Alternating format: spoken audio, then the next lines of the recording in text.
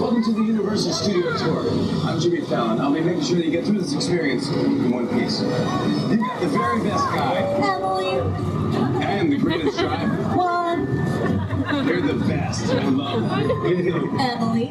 Owes me $5. Wait, I what? know you guys are excited to get on the tour, but first, a few safety rules. That's right, everybody. Some important pieces of safety information. First, if you have a medical emergency or drop something of value off the side of the tram, or have any major sound or video issues, reach up and grab that red emergency cord that runs along the center of the ceiling of the tram and remain seated. I'll come back to assist you as soon as it is safe to do so. Otherwise, during this entire tour, the studio is private property. You must stay on board this tram. Do not disembark for any reason unless otherwise instructed. Keep your arms, legs, and personal items inside the gates and remain seated at all times. And as a reminder, there's no smoking, vaping, or use of selfie sticks allowed. And be prepared, this tour is going to feature loud noises, sudden tram movements, fire effects, and water effects. And you don't have to wear your 3D glasses quite yet. I'll let you know when we need them later on. All right, folks, let's get started here by heading back in time, all the way back to 1915, our opening day. Here's some photos on screen now of Carl Laemmle. That's our founder here. It's actually the first studio owner out here in Hollywood. And actually, this past week on the 15th, we celebrated our 108th birthday. So that's a full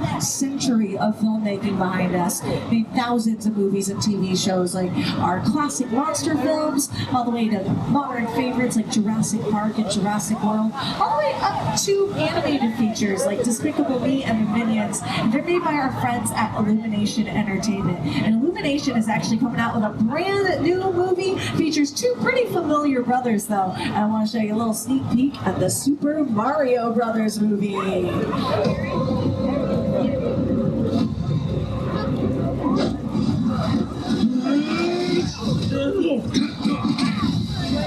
Core elements in Nintendo's game franchises lend themselves to become a really fun movie for audiences who have never even seen a game. The way we've approached this film is to make the film for fans. Get it out, get it out! We've made a commitment to a film that really honors this incredible game. It's a great, fun experience at the cinema. Super Mario Brothers movie will be hitting theaters April 5th. And it's so exciting to have Mario and Luigi joining our running family of characters here at Universal. And we're not just making that movie due to streaming services like Peacock right now. We are so busy. The demand for new movies and TV shows is booming. So I'm really excited to take you behind the scenes today. How we do it here at Universal. So on that note, let's pull it to our front lot. So as you take a look around, you're going to see these large black and white buildings everywhere. And these are what we call sound stages. About 80 to 90% of all filming happens right beyond these walls. Essentially, a sound stage is a large empty warehouse. It's about 3 times more soundproof than the average building. And this is where you build your set, usually for an interior shot. So if you ever see, oh, wait, the doors are open on the left. This is exciting. So definitely poke your heads inside, see what they're building. If you ever see like a grocery store or a school or somebody's house on TV, most of the time they build it on one of these stages because you can make it to the exact specifications you need for your production.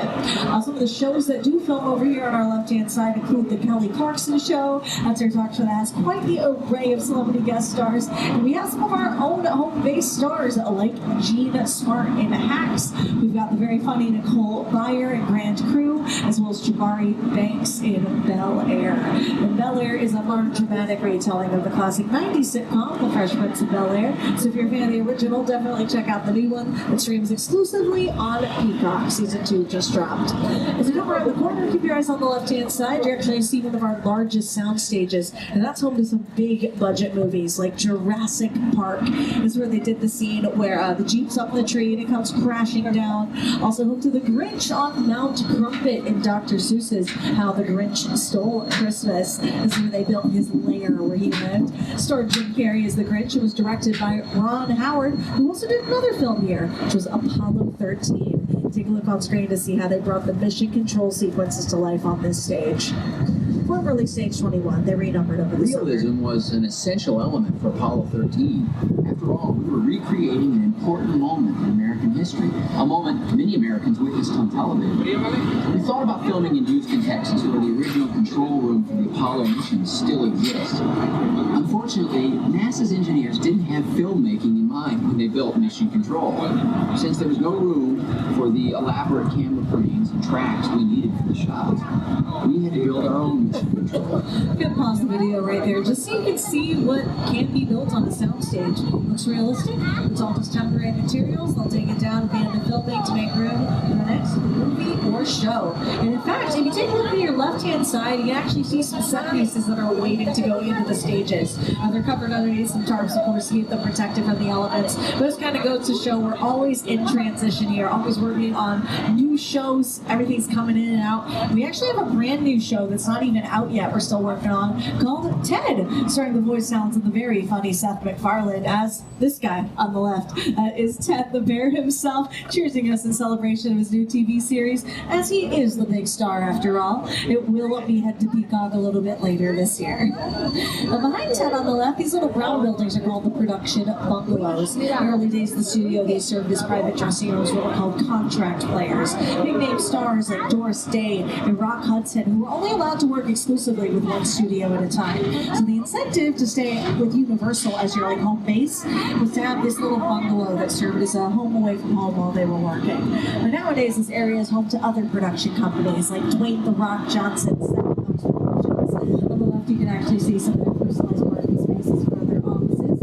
And they have some really cool neighbors here. That's Jordan Peele's Monkey Paw Productions, the Academy Award-winning director known for his films like Us, Get Out, and Nope. All Jordan Peele's films are great additions to the modern horror genre.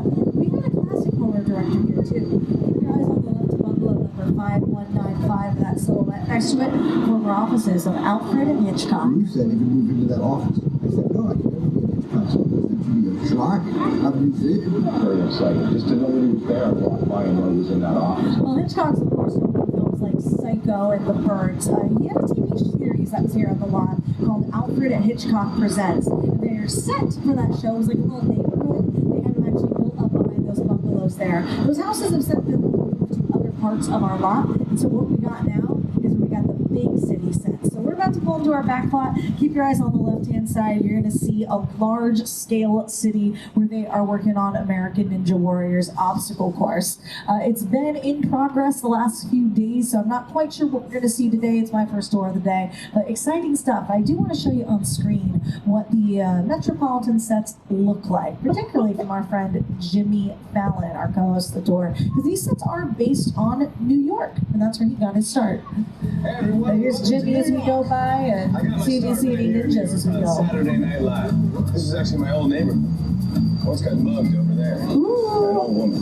All right, Jimmy, I got to pause here because we got some cranes. If you look on the far left, we got our far right. My God, we're switched around over here. Far right, look down the side. A little bit more action going on. The trucks, the trailers are coming in, so that is good stuff. But there's Jimmy wandering around the exact same sets where they're going to be building that obstacle course. But since the city's kind of busy right now, we're going to take you to the jungle instead. Please welcome to the screen Peter Jackson. It's the original King Kong that made me directing movies. This is about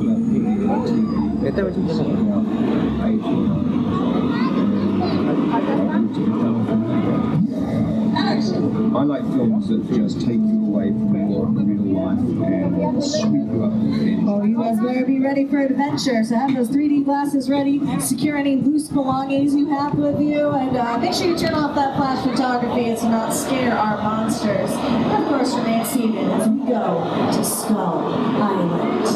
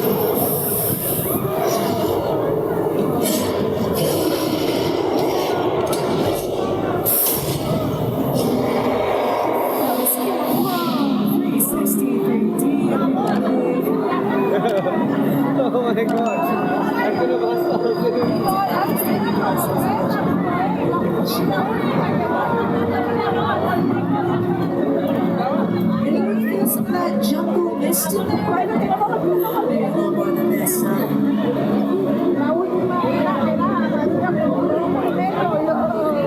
That adventure is brought to us by director Peter Jackson and the team at Weta Effects. And Weta actually just took home their 7th Academy Award for their work on Avatar, The Way of Water. They just won for Best Visual Effects. And along with Weta, we have a hydraulic system that locks in underneath our tram. That allows us to move along with the action on screen seamlessly, making this one of the most immersive 3D experiences ever created. Supercharged studio tour, the audience is in the middle of the environment. They're looking in all directions. There's creatures coming up, and you're seeing cars from this side and T-Rexes from the other side. Never see the jalan. They're always going to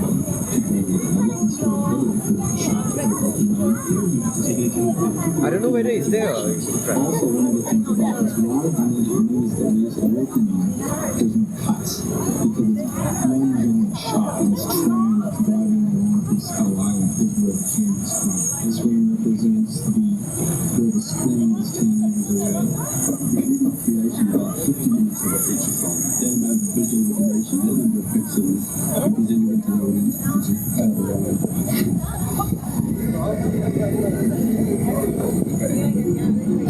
During that experience, you probably noticed there was a moment when our tram was actually pulled onto the screen and became part of the action, making us what's known in the industry as a picture car. A picture car is any vehicle that you see on screen, whether it be a car, a bus, a boat, or in our case here specifically, a tram. Here's just a few more examples from Universal Films.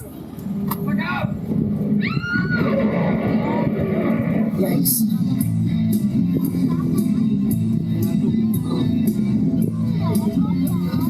Like picture cars, it's time to get your cameras ready. So we're about to take you into the Universal Picture Car Collection. They're all going to be on the left, and I'll, of course, narrate some of the highlights as we go through.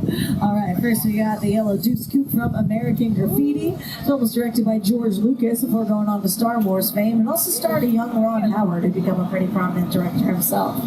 Some custom builds from the distant future of 2015 is seen in Back to the Future 2. Oh, my personal favorite, the flying Ford Anglia from Harry Potter and the Chamber of Secrets. That was the Weasley family's flying car. Here's some cool ones from Jurassic Park and Jurassic World. We got newest Star Collection, the Fry's Electronics van from Nope. And then on the end, take a look at this tank from Transformers. I'll let you know a secret. It's not actually a tank. It's not a transformer either. It's more of a wooden shell they put around another vehicle to make it look like a tank. When you're working on a big budget movie, it is so important that you stay on top of that production timeline, so sometimes you don't put quite as many details into the smaller aspects of your film, and that's okay. It's not going to take away from the overall experience, as long as, of course, the budget goes into the Transformers or whatever your main hero is. But up next, we're going to take you somewhere where no expense was spared. Welcome to John Hammond's greatest creation. Welcome to Jurassic Park. Yes, we're being transported across the world to Costa Rica, a little island called Isla Nublar, home of the dinosaurs. On either side of the tram here, we got some props that were featured in the original trilogy of films, including on our left, we got the camouflage mobile lab from The Lost World. They hung this off a cliff in the film, but the cliff was a parking garage here on the lot. Take a look at the scene.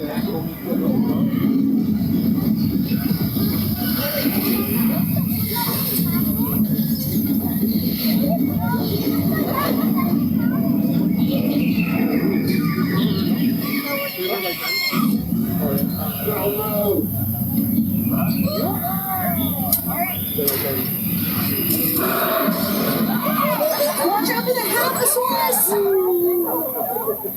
It's just the front half. It's only scary though. Hey, it does look like you met an array of dinosaurs back there on Jurassic Park, including some that we call animatronics. Essentially, those are large robotic puppets that can pop out of bushes and give the actors a realistic scene partner.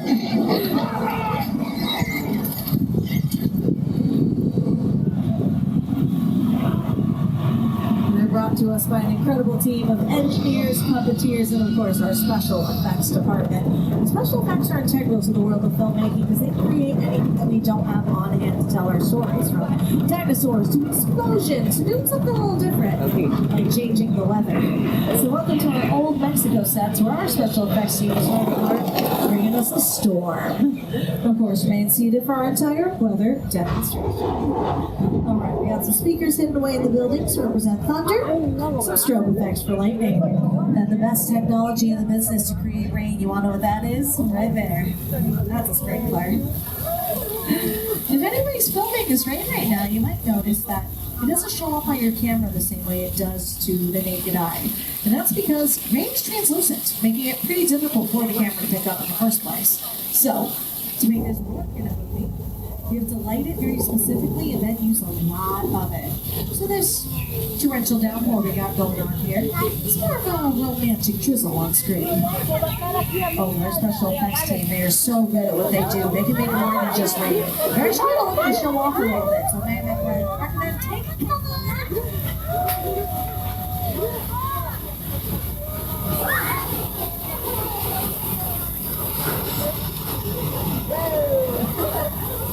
You can see how they use this effect to make that lighter. It calls you a lot of great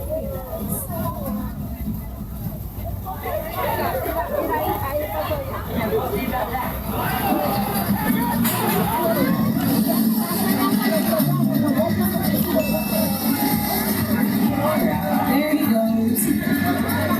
Other films from old Mexico include Nacho Libre with Jack Black, as well as an episode of the HBO hit series Westworld from their first season. Oh, and Indiana Jones and the Kingdom of the Crystal Skull. So quite a variety of movies we've had.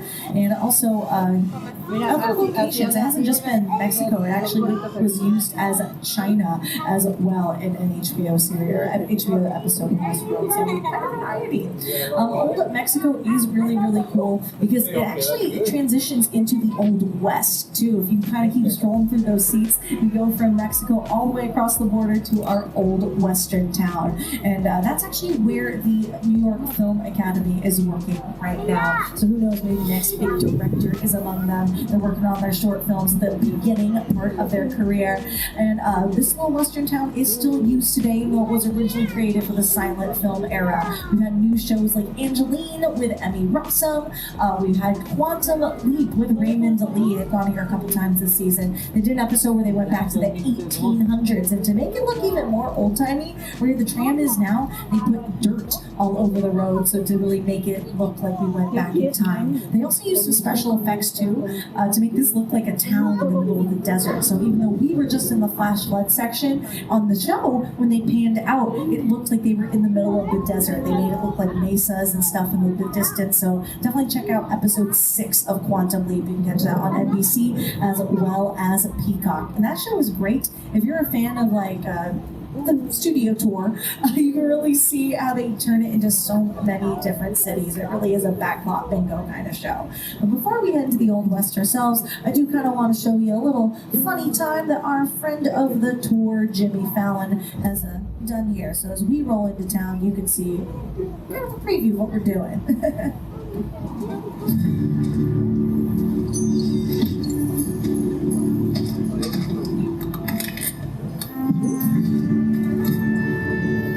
This town ain't big enough for the both of us, Jimmy Fallon. Well, I ain't going anywhere, Jimmy Fallon.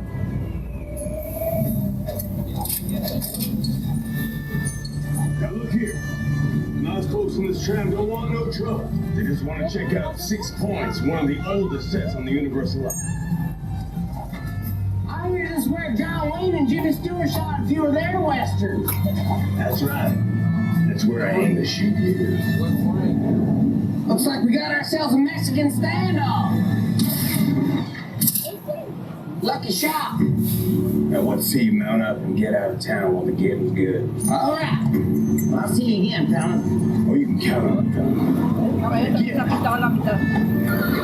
This is the beginning of a beautiful friendship. So as we go by on the left-hand side, you can see where Jimmy Fallon has ridden off into the sunset there. And these sets, they're pretty cool. So you think the cowboys and their stunt doubles. This is a very popular place for them back in the day. Some of the walls are actually reinforced with rubber, so if like a stunt guy got thrown against the wall, he'd be okay. And speaking of stunt doubles, Brad Pitt played Leonardo DiCaprio's stunt double here for Quentin Tarantino's Once Upon a Time in Hollywood. So definitely a very live and poppin' set we got here. And oh look, they're doing some filming. Look at that. New York Film Academy. That's my time to let you all know that we're about halfway through this tour at this moment. So once again, if you have any needs at all for guest assistance, please let me know by reaching up and grabbing that red emergency cord. I'll come help you out as soon as it's safe to do so, but otherwise sit back and enjoy your time. And now, keep your eyes on the left across the way. Oh, you can actually see some lighting equipment out there as they are working on The Voice, the music competition. Host Kelly Clarkson is back this year. She's a judge. Also, she's been pretty busy with some shows like American Song Contest and as a contestant on That's My Jam with Jimmy Fallon. So a very musical part of our lot here. But even closer to us, if you look through the bushes on the left, you might notice there is a little pond, and that is the Hollywood Ocean. All you have to do is use miniature ships. This can be any large body of water you need, even served as the Amazon River and home to the creature from the Black Lagoon.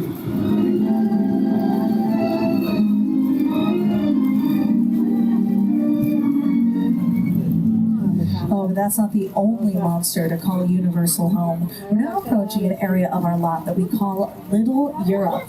And this is where you could have seen all the other classic monsters like Dracula, Frankenstein, the Wolfman, the Mummy, and any others that you can imagine all roaming these little European streets. And much like our New York sets we briefly saw, this is a similar concept, but European towns. It's all false buildings. There's nothing inside of them. So if you kind of look through the windows, you might notice there's just some storage in there, but relatively a very small space. And we're going to drive through so you get a nice good glimpse of them. But it's only built up to what the camera can see to really make use of the space here. Some of these buildings are even double-sided to make it look like completely different buildings. Really brings the city to life, you know. But you might recognize this from the NBC comedy, The Good Place. You're in the afterlife. Ellen Shellstrom. Cool. This is the location of the afterlife. I have never ever seen this. I'm not supposed to be here. I can't risk going to the bad place. Maybe not all my bad. How can I help you? What is the bad place like? Well, I can probably tell you what the bad place was like, because in fact, during those early monster films, all the angry villagers would come out with their torches and their pitchforks to protest the monster's arrival. And often they would gather in this space on the right-hand side called the Courts of Miracles. Right now we don't have any angry villagers, but we do have some VIP groups over there, but once upon a time, this is what it looked like in there. Listen now, the monster. He's in the woods. Get out of that house. Raise all the men you can, lock the women indoors, and wait for me. I'm ready! Take your torches and go! Named after a location from Victor Hugo's Hunchback of Notre Dame, a novel and an early Universal film.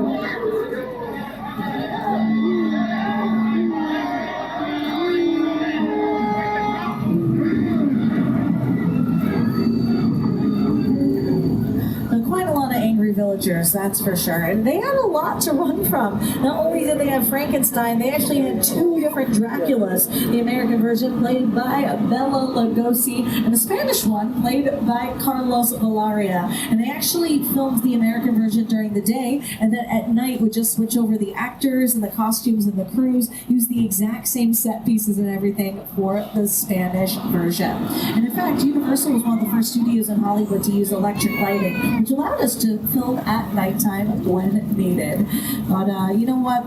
I think you might want to know about a few other monsters we've had, or I think we learned about him, but you might not know his complete origin when it came to casting. So once again, I'm going to show you Bela Lugosi. That is the guy who, of course, played Dracula, and he was offered another role. I am the Dracula. And that role was Frankenstein, but he decided to turn it down. He didn't think he was going to showcase his acting ability in the same way that Dracula had. So instead, the role would go to another man, a small-time actor in Hollywood at the time. He'd already been doing bit parts. That's this man you see on screen here. Is Boris Karloff.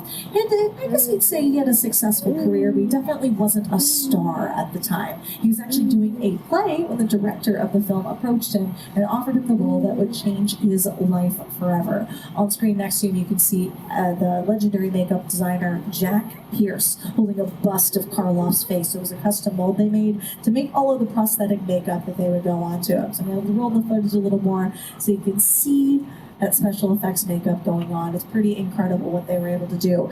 And special effects makeup, not necessarily safe. So taking this on was definitely going to be a bit of a risk. They didn't have the same type of rules and regulations when it came to the makeup that they do, of course, have today. So I do want to tell you some horror stories from The Wizard of Oz with Judy Garland. So new ones, filmed from a slightly different angle, and then whoop! Okay, everybody please remain calm, remain seated. There's just a tiny trigger. I got this all the time. Okay. Alright, that is the shot. It's a little bit bigger than I thought it was going to be, but I'm sure it's fine. No, the roof is on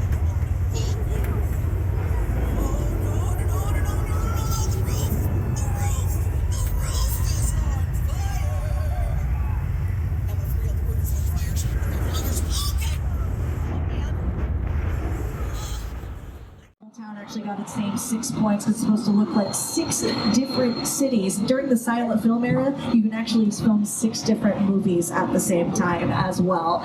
So they would even have an early version of a studio tour where you guys would be out here and you can cheer on your favorite cowboys and boo the villains, but because sound didn't exist back then, definitely worked out pretty well. But through the decades, of course, we had to take away the cheering and the booing because sound happened. Couldn't do that. And when the sound and the talking pictures happened, this is where we got all of our classic cowboys.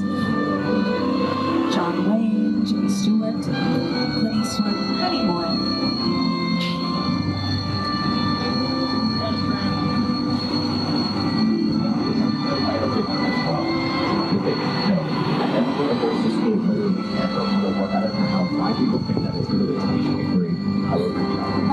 I love that montage so much. Definitely are among the greats here in our little town of 6 Points.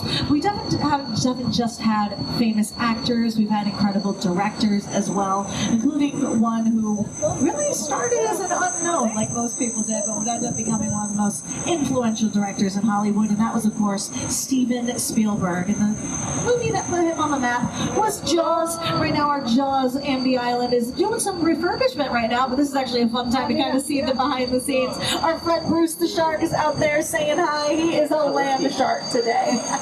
Here's a little bit from Steven Spielberg himself.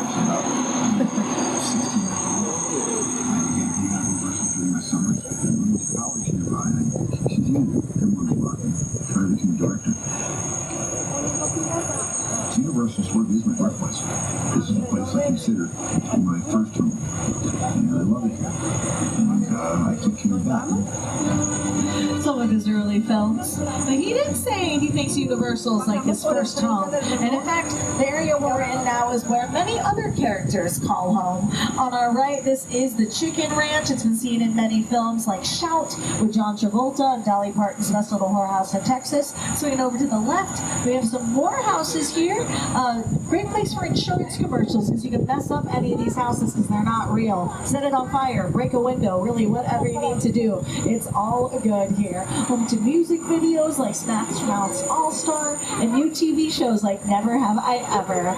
You see that on Netflix, stars Maitreyi Ramakrishnan. But here's just a few more examples through the decades of our little Western, or it's not Western, sorry, our Suburban Sets.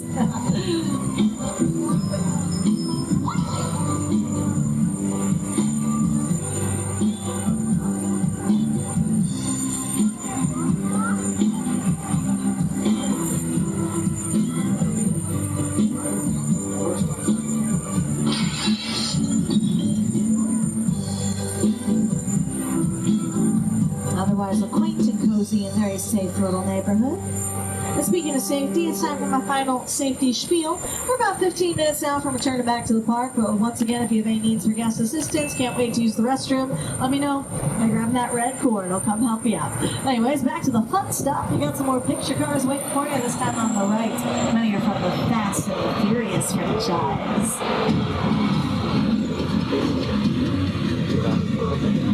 Front and center, you got Dominic Toretto's Dodge Charger here, too.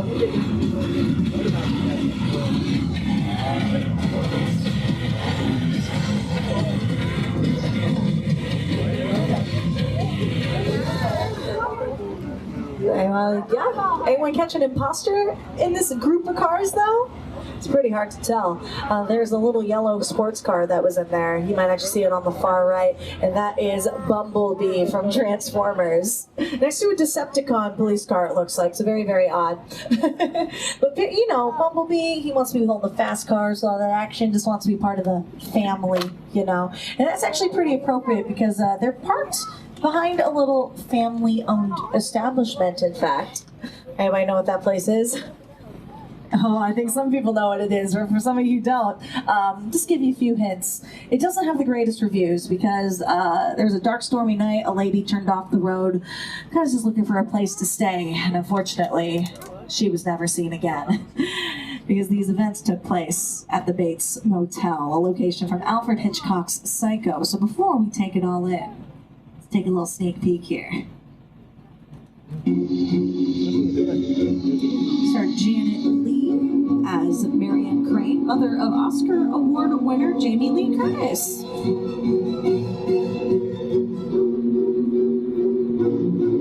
all go a little mad sometimes.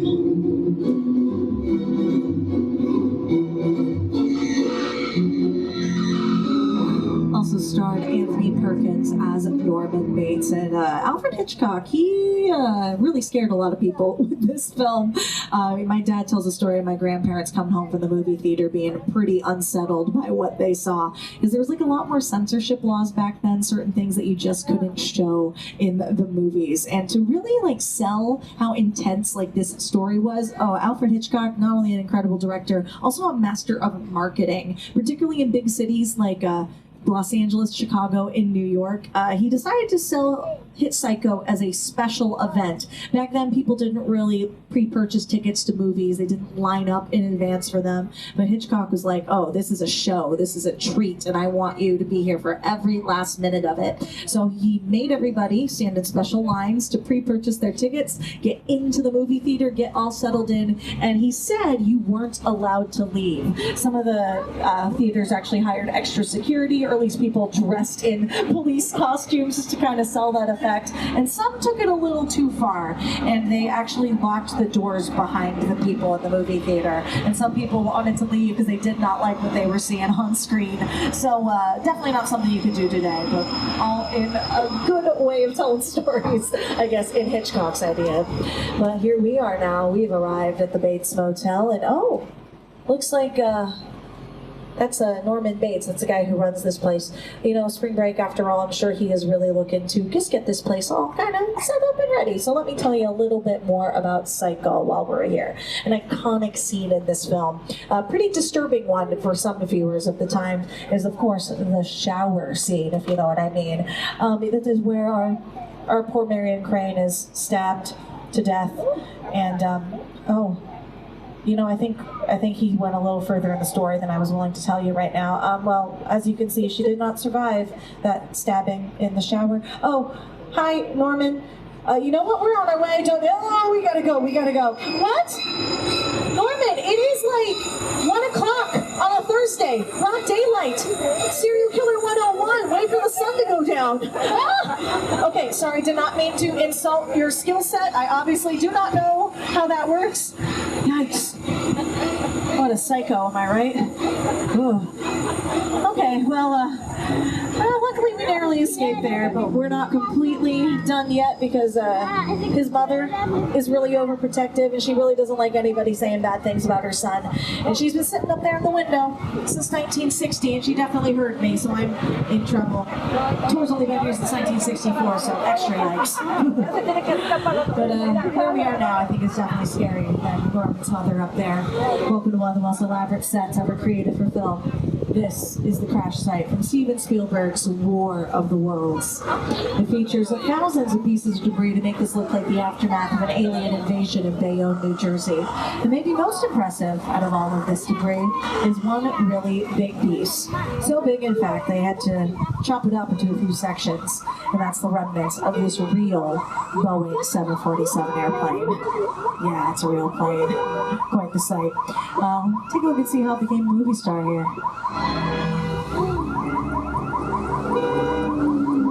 The airplane crash site set is a perfect example of a set that is all designed around the vision of Steve. We sit down to talk about War of the World. I thought, what if the 747 goes down right in a big neighborhood? Because it's just something you don't see. You're doing good. You're doing good. Keep listening. Listen, now listen. I want you to close your eyes, okay? Got them closed?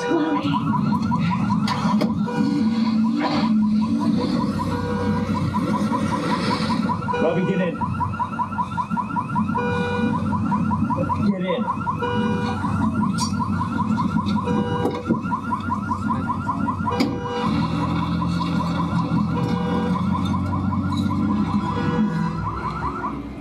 One of the questions I get asked a lot is this the remnants of a real plane crash? No, it's not. So let me tell you a little bit of backstory on the plane itself. It was originally built in the 1970s in my hometown of Everett, Washington. Had a normal career in the sky as most commercial airliners do. But after changes to the industry, like not being able to smoke on planes, this plane still had ashtrays in the seats, so you couldn't do that anymore. So they eventually retired this plane, and it was sent to the aircraft graveyard out in the Mojave Desert, where it remained untouched and unused for many years, until Steven Spielberg and his creative team envisioned that crash site, and they plucked that plane out of obscurity and turned it into a movie star. Pretty lucky that plane got to have two careers, you know. And also kind of thematic elements here, particularly for a Steven Spielberg film. The very last Boeing 747 was actually rolled out about 2 months ago. So in a way, this plane is the last of its kind, and very well will be once all the other planes are retired. And at least this one gets to live on as a piece of cinema history as well. But my goodness, pretty cool. They've made this based off a location in New Jersey, a real neighborhood. But hey, that's all the way on the East Coast. And we're actually about to take you into a sci-fi film that took place right here in Southern California. Welcome to the real sets used in Jordan Peele's latest sci-fi film, Nope. A little town called Jupiter's Claim. Here he is to tell you a little bit more about it. Movie magic only happens when a team of collaborators, often in the hundreds, work together to take an impossible mission and bring it to life. This is Jupiter's Claim, the nostalgic, small-time Southern California amusement park owned by former child star Ricky Jupe Park.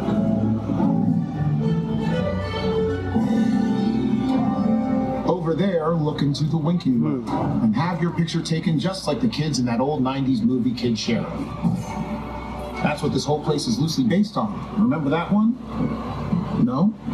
Well, I do. A little further down, you can see the brand new Star Lasso experience. Built to showcase an unbelievable new live show. It's not looking so live anymore. Anyway, behind this Hollywood fantasy of a gold rush frontier town lies a sinister secret. It is smack dab in the center of the UFO box. What's the matter, Miracle? You're about to find out. Welcome to the world of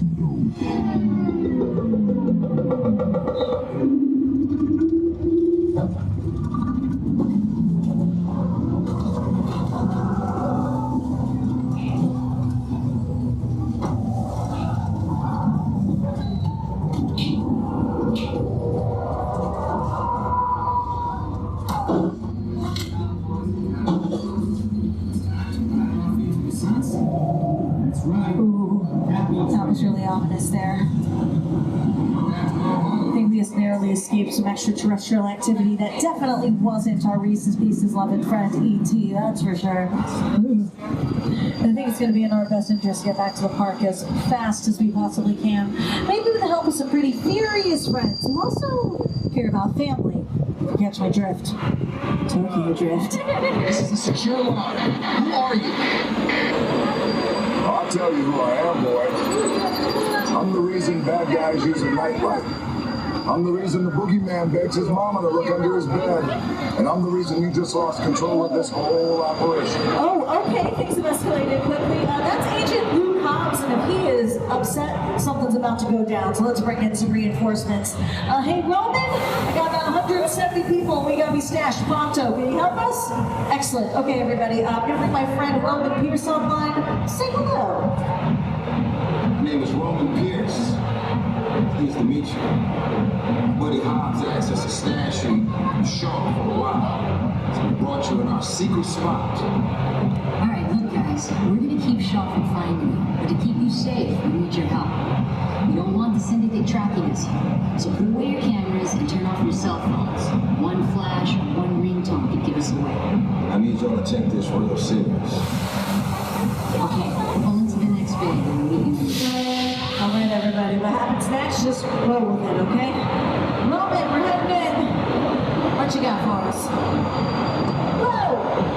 Well, that's unexpected. We're at a party. Interesting. All right. Just dance, gonna be okay. Da da doo doo. Just dance, hit that record thing. Woohoo! This is how we act at a party. Woohoo! Oh snap!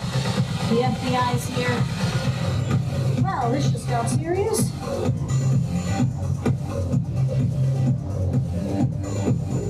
This is what we doing. This is the Ray State after party, and the what else? Roman Pierce, FBI, don't move. Bill, that's right, party's over. You know how long I took to iron this shirt, man? I'm not. You're under arrest right now. Ladies, let's just back up a little bit. Got it. It's lightweight. First of all, I don't work for you. Oh, really? Well, tell me, Roman, who do you work for? We don't work for nobody. I suggest you clear out of here, otherwise we can't get into your safety. Guarantee my safety? I'm the one holding the gun. Never mind, a whole lot bigger than yours. Escort this guy out. Let's go, Cookie Puss. That ugly snowman's cheese. Somebody out there really pissed off Shaw. It's gonna get ugly fast. Yeah, don't worry. Lucky for you, our whole family will protect you. Are you kidding me, Roman? You didn't shut off your phone, bro? I gotta call you back. I'm in a minute. See what I'm talking about? Call you back. It was on vibrate. Shaw traced us. House can't hold it forever. Letty, Roman, we're out. Driver, move that vehicle. It's about to get real interesting. I'm gonna release us all warmed up right next door. Roman truck. I need you and Letty ready to roll. Wait, ready to roll? Us?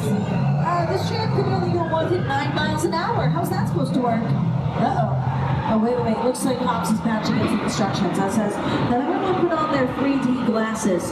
Gonna be good disguises for this situation. Now proceed to the lower level of the Jurassic Park parking garage. Wait for Dominic Toretto. He will escort you back to the park. All right, easy enough. Glasses on, remain seated. Wait for Dom. We got this. That's right. Which one of you is the witness? Speak now or you all get fried! This is our turn. After them! Okay, guys, it's showtime.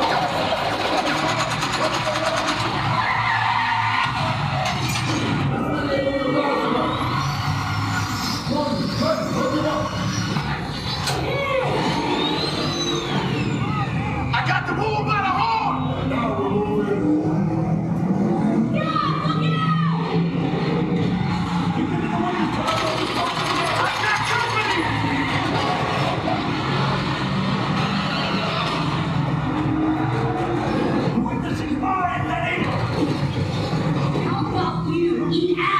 Don't think you're getting away!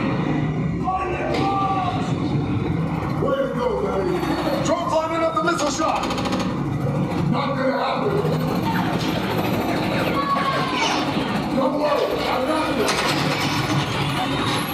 Roman, don't shoot. Head for the bridge. Under construction.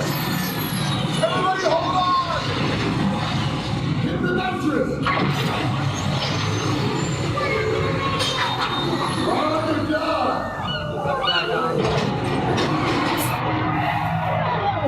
That's one way to look like everyone showed up. Fast and Furious, Supercharged! We're going to take off those silly glasses. You don't need them. I recommend sunglasses though, it's bright out here. Good job, everybody. You protected the witness and you can resume breathing. You know it's crazy out there. You got that hard. Got messed up a little bit, but it's all good. We got through it. Y'all held us down. Appreciate it. They say the bigger the family, the stronger it is. You guys did good out there. And you're welcome to join our crew anytime. That's right. You are welcome to join our crew anytime. I guess that means my first timers, you've been initiated. My 100 timers, I'll see you again next week. And if you'd like to come back as many times as you'd like, you'd always become an annual pass holder. Shout out to my APs out there. Woo! Happy birthday to this AP in the front car. What up? Didn't see that button there. Woo! But hey, if you'd like to take your ticket and upgrade it to an annual pass, you can visit any of the upgrade kiosks here in the park or the box office on City Walk. And as we head back to the park, please give a big round of applause for our driver, Juan, for getting us around today. Thank you, Juan. And my name's Emily. I've been your tour guide. My pleasure taking you behind the scenes today of Hollywood's oldest studios. Hope you had fun. Man, we went through a lot of information on that one there. But hey, we're going to be open until 9 p.m. tonight. We'll keep hanging out with Universal. Don't forget to download the Universal Studios Hollywood app. It has maps and menus and wait times for attractions. I get showtimes from Waterworld, a live SeaWars Spectacular, and details on how to visit Super Nintendo World. If you'd like to purchase any of the Universal movies or shows, you can visit uphe.com or any of our retailers here in the park. But thank you so much for joining us here at Universal Studios Hollywood, the entertainment capital of LA.